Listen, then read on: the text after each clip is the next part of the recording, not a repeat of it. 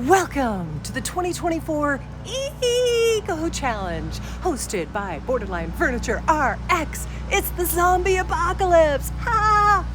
Hey, it's Margie with the asking spot. I don't really have the zombies, but having survived a second hurricane within 2 weeks of each other, and this time it took a direct hit at my city, I kind of nailed the apocalypse part of this challenge. Gotta be honest, I'm gonna be getting in on this with the dark academia possibility just because I'm going dark with this. Yeah, I was actually gonna do this furniture for a different challenge, but hurricanes got in the way. So, let's get going. This intro was filmed after the hurricane. I started out though, like I said on this piece, prior hurricanes. This is the piece I'm working with. We were trying to figure out how old it is, and my husband's like, "Ooh, you brought it to the marriage, so it's at least 29 years old. I think that makes it vintage." It's very handy. I just have never been thrilled with the look. It's kind of plain, so it's time to change that.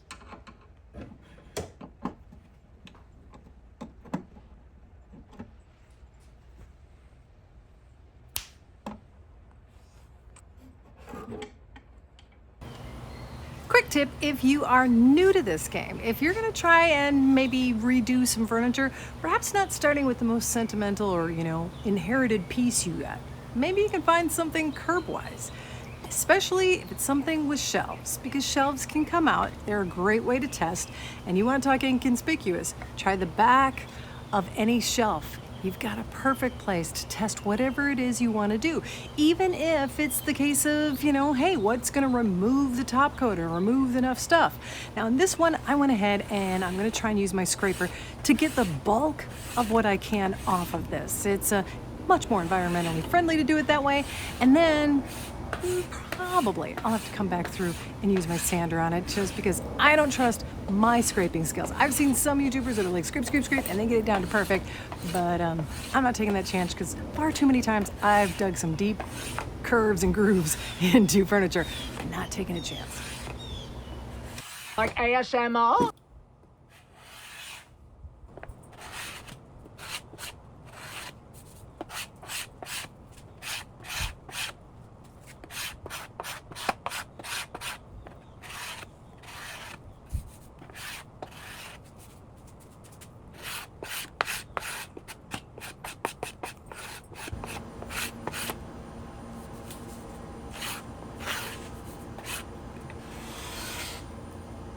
As far as comparing the two, the wider scraper, the traditional carbide scraper, it definitely had some benefits in the sense that I didn't feel like I was going to gouge the piece as easily, and it covers a wider area, but it took more passes, for me at least, to work it.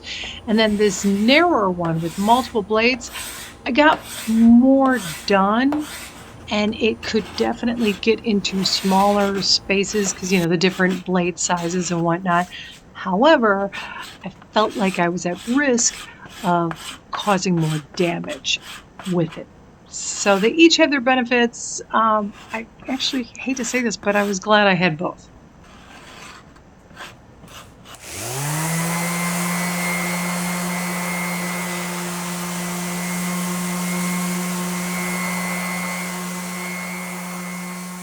So I watch a bunch of videos that talk about how you get better results if you're attached to a vacuum. So I don't have one of those adapters yet because, well, cheap. Gonna try this first. And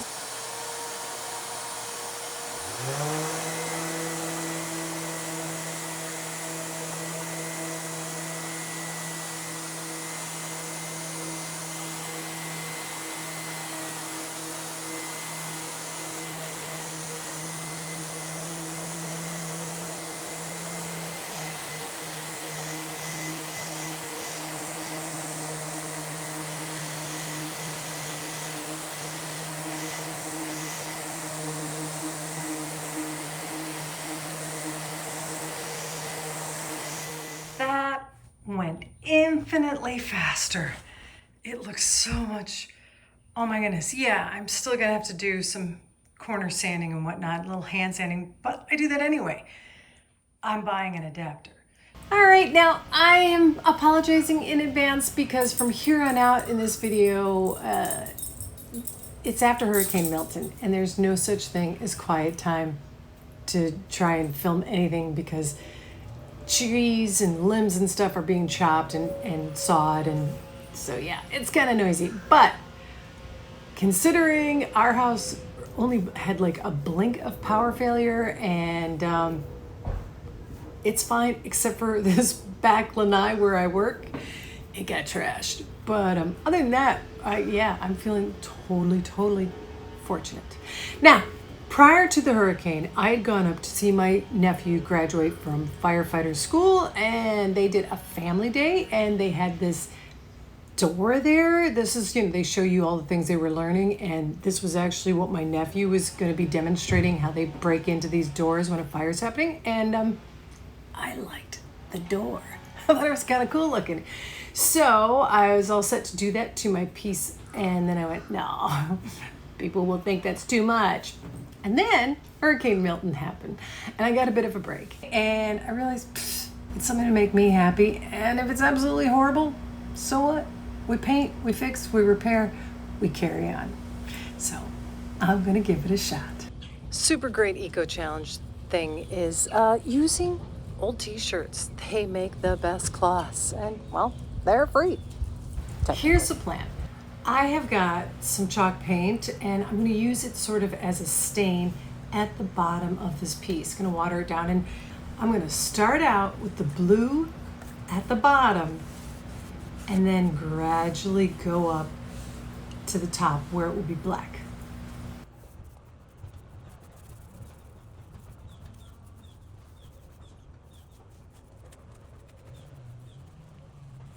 Stationary camera.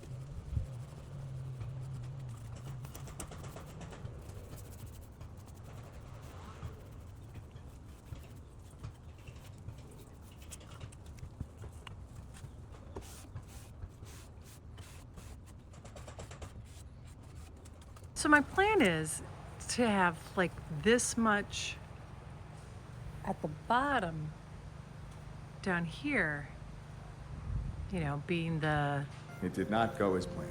fade point, which is easy enough to do on this, but I gotta get the door out here. All right, so now the door's out here. I'm just gonna make sure I put like some sort of, painter's tape to let me know when I should sort of stop. Stop. Yeah, I've used this before.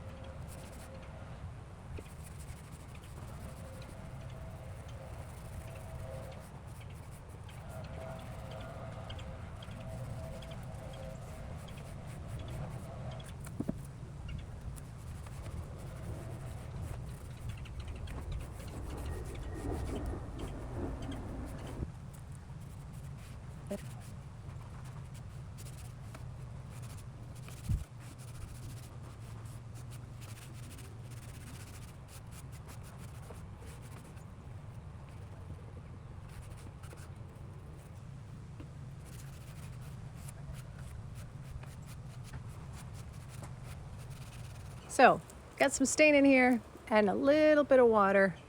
I'd say 1 to 5. Here we go.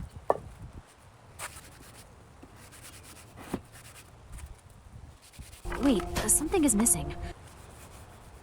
It doesn't work. It doesn't! Why on earth would she do that? Perhaps my dog was trying to warn me that I was making a mistake. I added more water for this final third part, but what I didn't do was sort of protect the blue.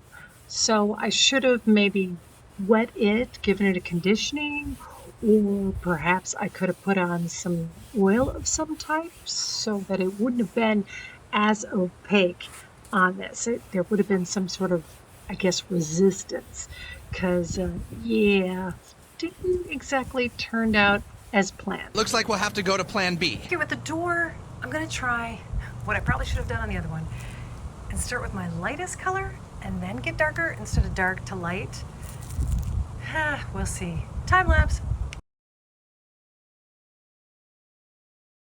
Normally this is where I like to work, but there's an issue. After the hurricane, we still have some, sorry about that, dangling branches. And that's not all. There's a big one right through there. So yeah, can't work here anymore. This is my next step, just to make sure it's got a little bit of a protective coat. It's not something that gets handled a lot, so this should do just fine. But I have more plans. Here we go. Watering this down to apply this.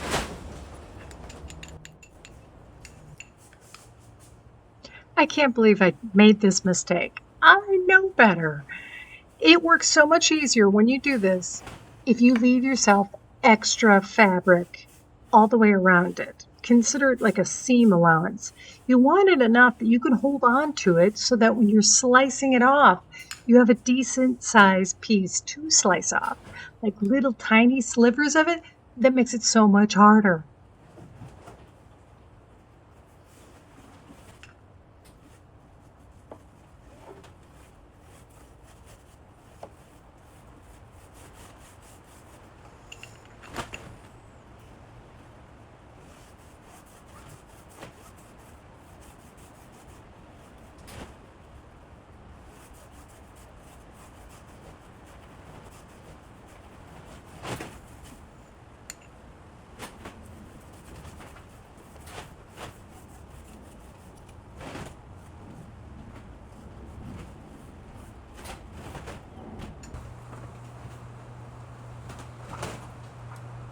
Yikes.